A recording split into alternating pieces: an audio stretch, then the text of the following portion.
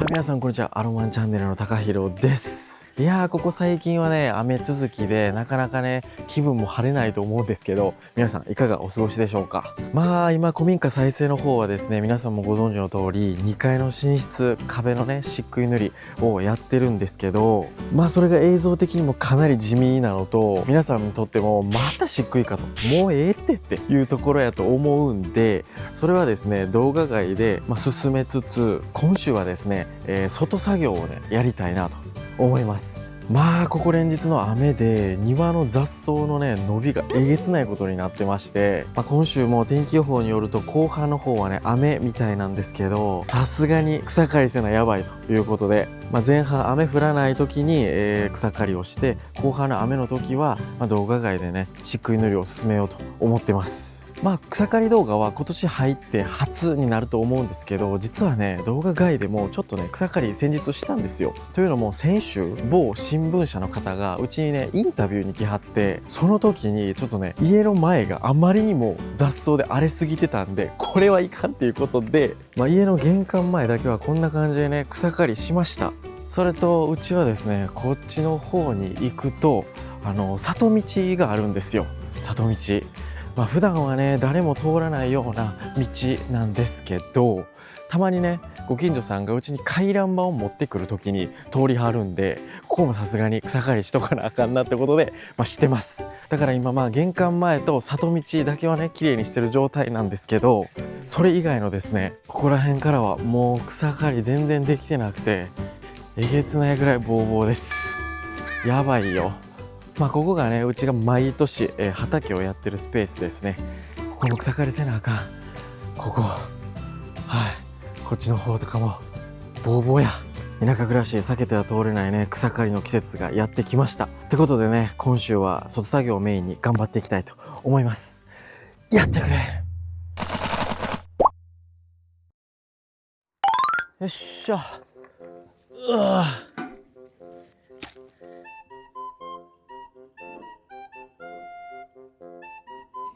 よし。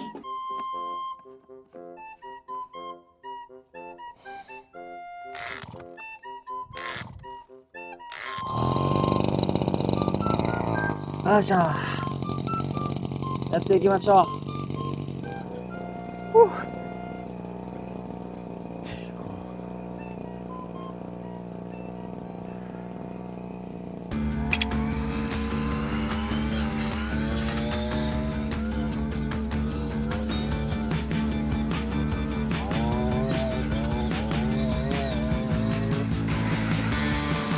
ここ伸びる畑で切ってたらもうネギの匂いがすごいわ。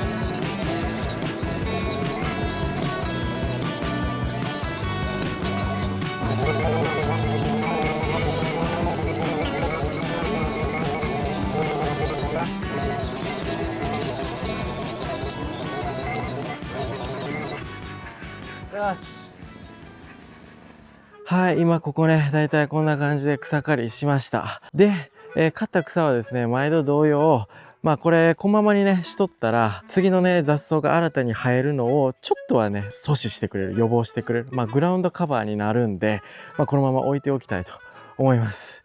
はい。で、一部ですねちょっとこ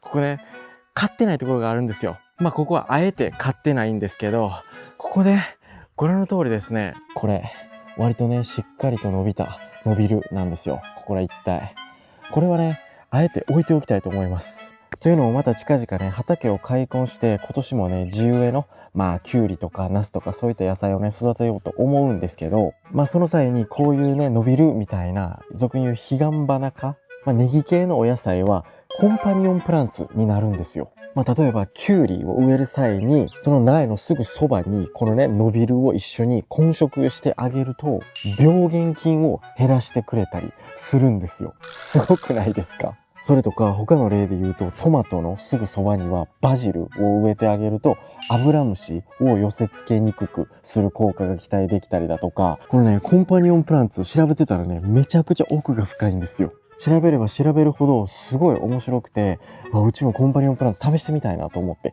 で、ちょうどうちには運よくノビルが勝手にね、なってくれてるんで、このノビルをね、コンパニオンプランツとして活用したいと思います。今年はね、トマトの周りに卵の殻を巻いてみたりだとか、コンパニオンプランツを一緒に植えたりだとか、いろいろね、今までやってこなかった新たな栽培方法をね、試そうと思ってるんですよ。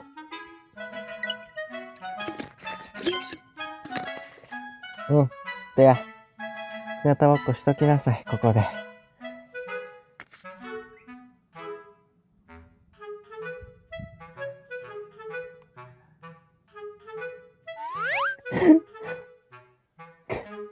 尻かがんでよろしいで。ちょっと仕事再開するか。あなたたち、行きますよ。ちゃんと、はい、行きます。行きます。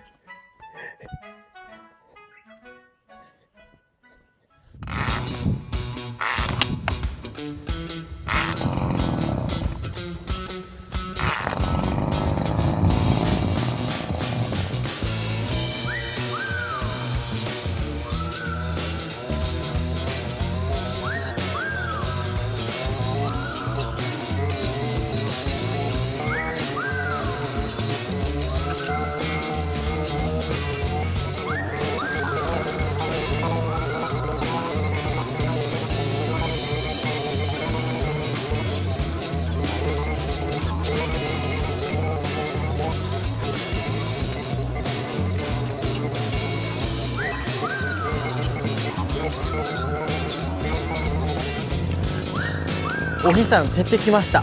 暑っ上のパーカー脱ぎましたよ。あまりにも暑いから。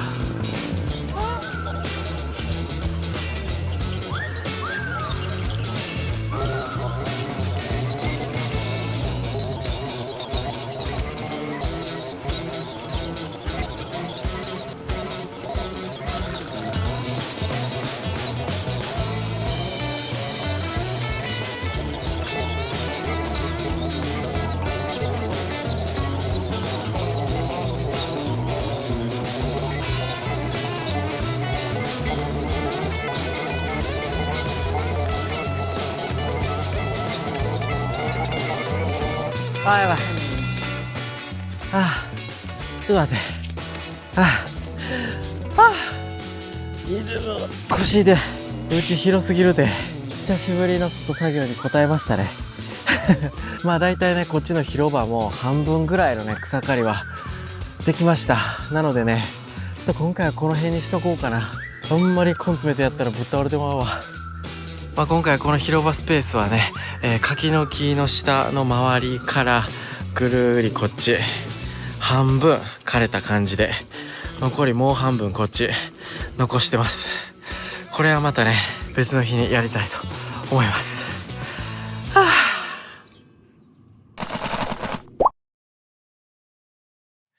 よいしょよいしょよいしょ。またこまめちゃんをお借りしに来ました。よいしょ。もう師匠のとこも作ってますね。畝まで完成した感じですか？おー。こっちに大玉のトマトを。ここ大玉。サブ68。おー。植えますね。ハウスにしてね。ハウスにして、はい。こっちがミニトマト今。ミニトマト。棒立ってるところ。これもう、何個？だいたい18個ぐらい。18個、うわー。昨日やったとこよ。今収穫できたのこれ。これは？左はスナップ。スナップエンドウ。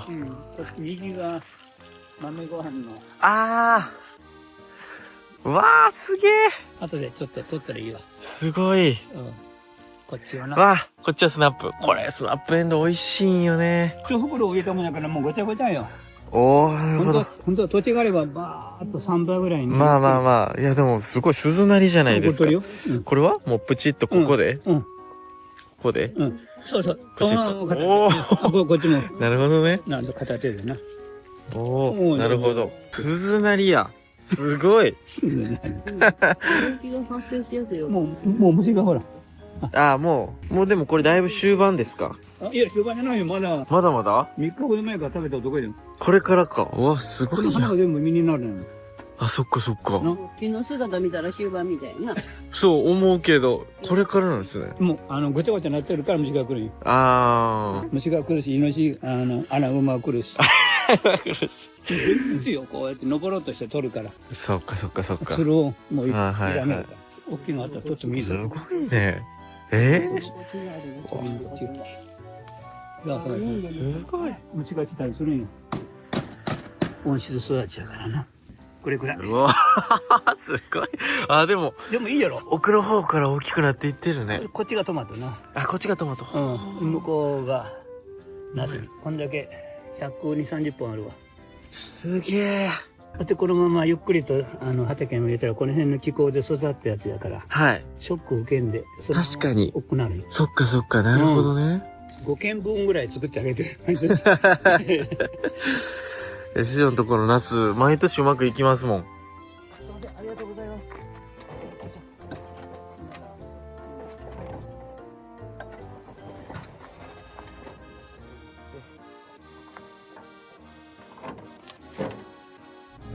また今年も師匠に幸運期こまめちゃんをお借りしました。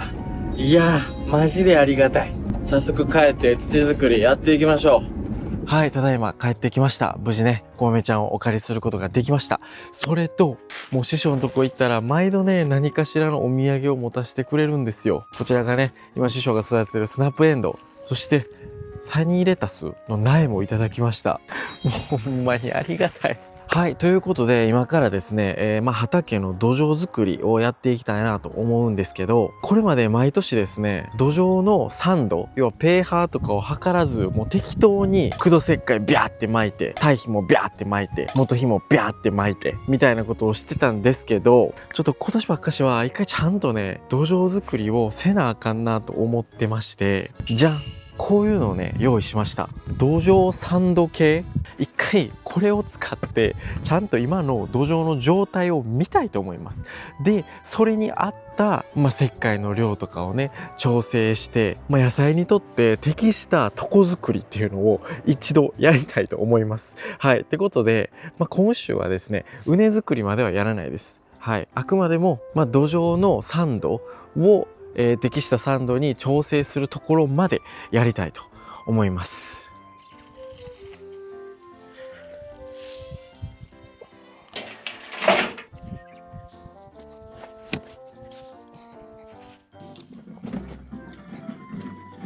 よし。あらかたの草は取りました。ということで、一回ちょっと幸運期かけてみよう。やっぱりね、小さい草とか刈り残しがあるんですよ。こういうのはもう手でむしってられへんので、一回ちょっと幸運期で掘り起こします。はい。おい。よっしゃ。やっていきます。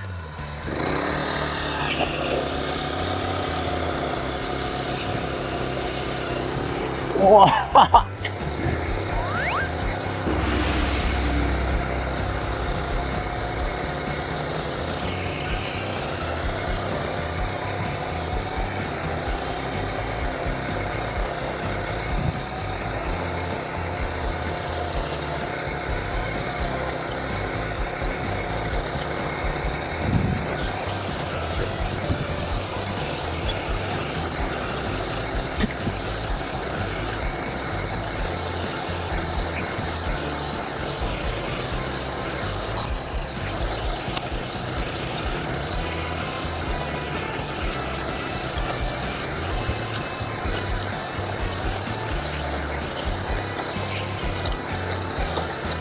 うわ待って、めちゃくちゃでかい石出てきたよ。ちょっと待って、これは取っておきたい。いや待って、これでかすぎるかも。あ、待って、ここら石もボロボロ出てくる。おお、これもでかい。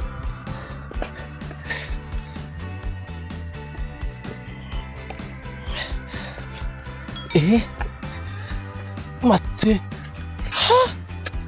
こっちからもクソでかいの出てきたよ。うわ、これほら今までこんなとこの上で育てとったん野菜。こんな絶対あかんやん。うわら、うわ、よしよしよしよしよし、浮いた。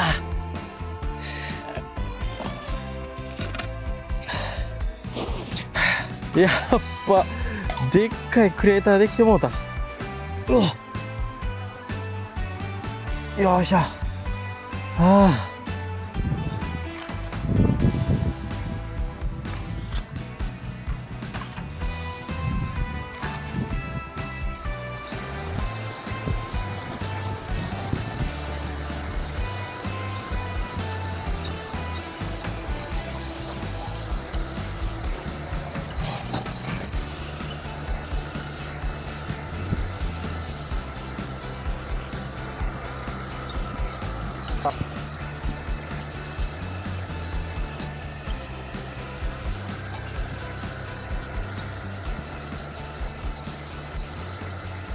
よっしゃ。おー、オッケーオッケー。だいぶふかふかしたね。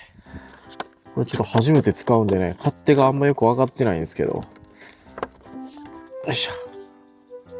こんな感じ。ここにメーターがあるんですよ。金属面の油成分を取るため、必ず土に2から3回ぐらい挿入してくださいと。2、3回刺してくださいと。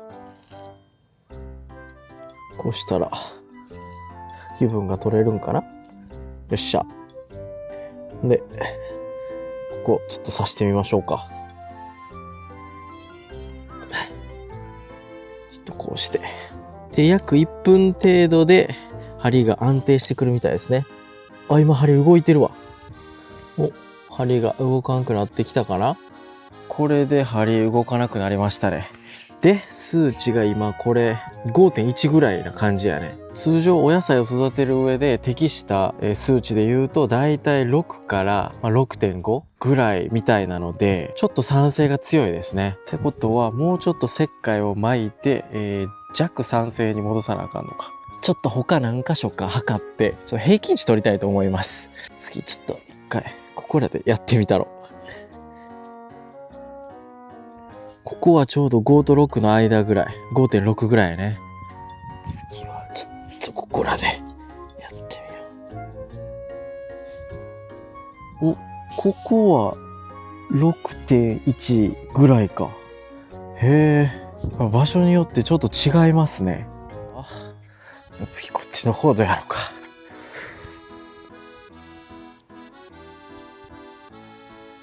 ここは 5.5 ぐらいやね。だからどうもこっち側の方がpH数が低くて、向こうに行くにつれpH数がちょっと高くなる傾向にありますね。なるほどね。要はこのメジャーよりも向こう側がpHがね、低くて酸性なので、今から、苦土石灰を撒いて、だいたい1から 1.5 ぐらいpHをね上げたいと思います。はい、使うのはねこちらの苦土石灰で、調べてたらですね、pH をだいたい1上げるのに1平米あたり100から200グラム苦土石灰巻くみたいなんですね。今回100巻くようにしましょう。で、今測ったら 3700×4200 なので、だいたい4メーター ×4 メーターっていうことにしましょう。なので、16平方メートルと。で、それにかける1平方メートルあたり100グラムなので1600グラム。これ巻けばいいってことですね。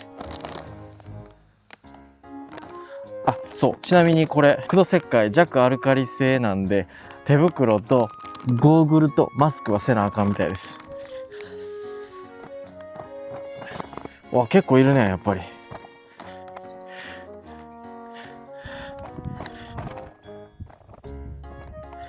1575。よっしゃ。お、ジャスト1600。いいよ。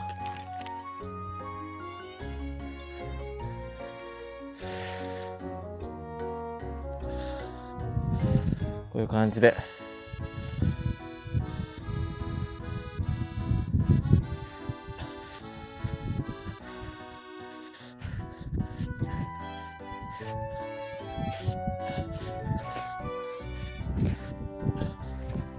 よっしゃ OK。 いや、これ見てね、僕ね、気づいちゃったんですけど、昨年ね、今苦土石灰を撒いたところに2つ畝作って、そこで野菜育てたんですね。そこの畝の部分がpHやっぱ低くなってるんですよ。で、片やこっちの方は昨年は畝作ってなくて野菜も育ててないんですよ。で、そういうところはpHが高いという感じですね。なるほど、おもろ。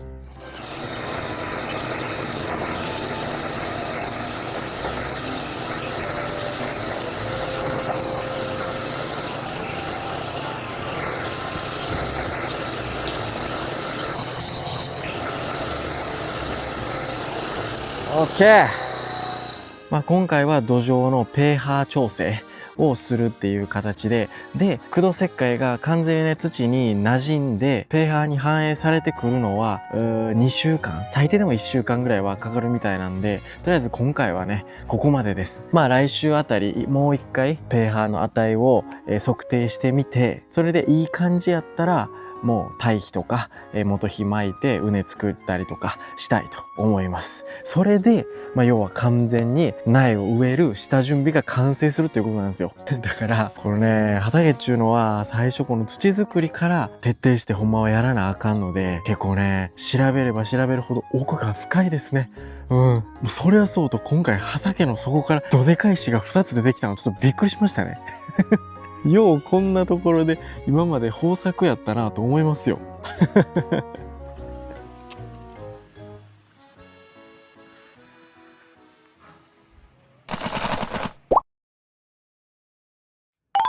はい、今日のトマトのお時間です。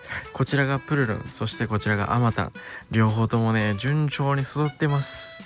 苗の植え付けをして今日で、12日目かな。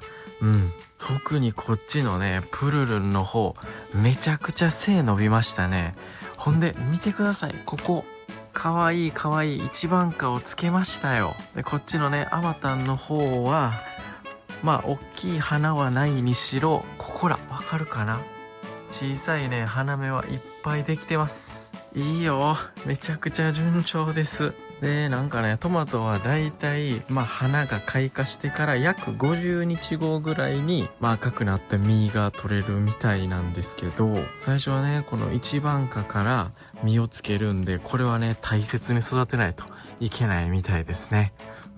で、トマトに関しては人工授粉させてあげる必要はないんですけど、こう、たまに花をね、こうトントントントントンとねつついてあげて、自家受粉のお手伝いをねしてあげるといいみたいですね。いや、いいね。楽しみですよ、本当に。おお、結構あるな。結構あるわ。はい、ここうちの母屋のね裏の土地で、向こうもうちのね土地なんですけど、この裏の土地に見てたらね、いろんな山菜がなってるんですよ。はい、まずここらね、いろんなね、雑草も生えてるんですけど、その中でもですね、これ、じゃん。こ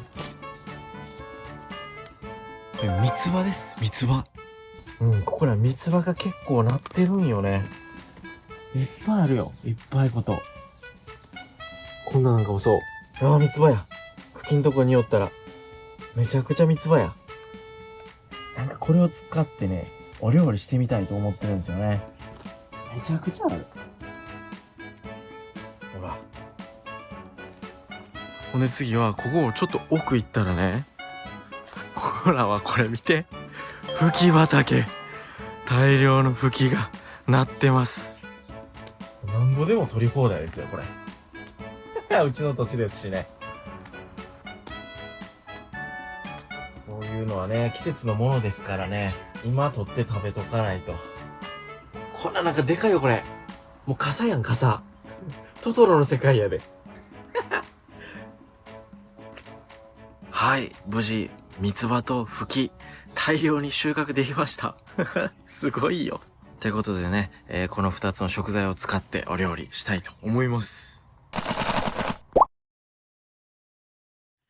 はい、ということで、ここからは今朝収穫したこのフキと三つ葉を使ったね、工事現場クッキングやっていきましょう。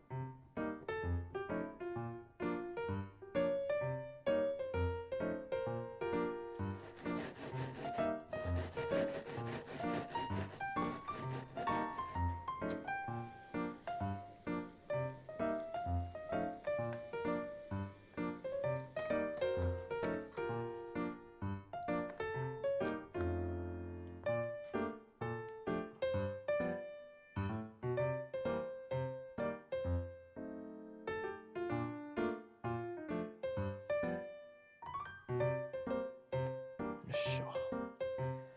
OK。お、綺麗ね。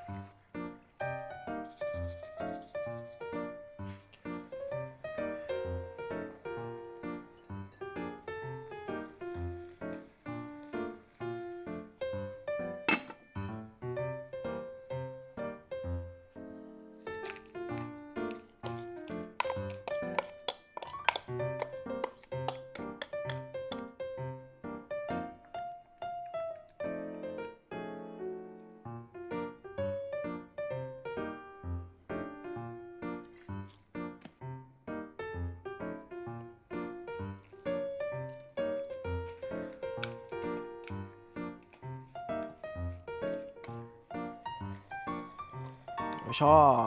OK。できた。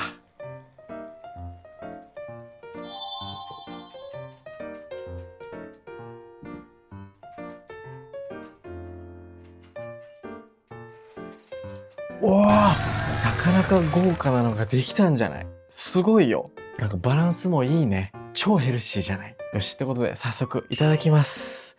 地味に一番気になってるのがこの冷菜。どうやろうか。生の三つ葉を使ったんで、食感とか歯ごたえもどうなんかなと思って気になるところですね。ちょっといただきます。うん。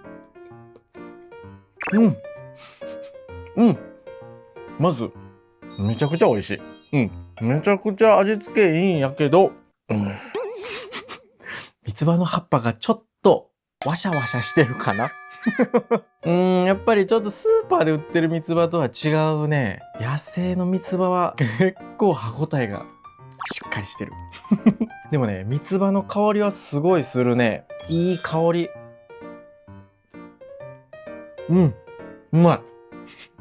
歯ごたえに慣れればめちゃくちゃうまい。で、この平木もほんまはね、ホタテを使いたかったんですけど、ちょっとスーパーになくて、でも平木も十分美味しいね。ほのかに酸味も効いて、これは美味しくできました。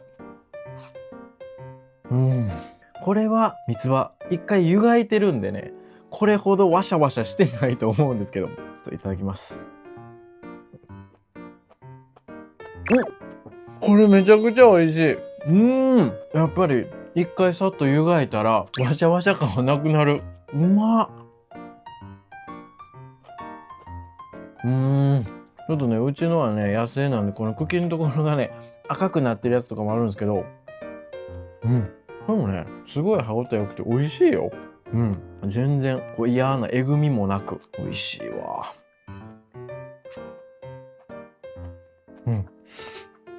これやばい。箸止まらんくなるやつや。うまっ。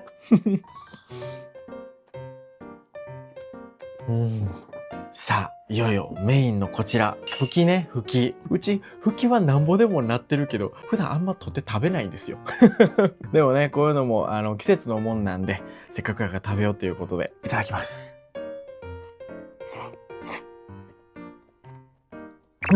めちゃくちゃ優しい味や。待って、ふきめちゃくちゃいいね。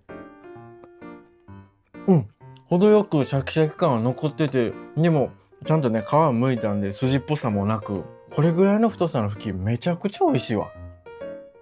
うまい。ちゃんとアクも抜けてる。うますぎる。揚げさん入れるだけで味がすごい染み込んでうまいよね。揚げさんが味しゅみしゅみや。なんかいいわ。どれも実家の味っていう感じで。めっちゃ心がほっこりするわ。この煮物ね、お汁をちょっと味見した時に若干ね、味薄く感じたんで、後からね、醤油をちょこっと、あとお砂糖もね、僕甘い方がちょっと好みなんで入れましたね。そしたらもう完璧よ、これ。本当に。皆さんにもぜひ作っていただきたい。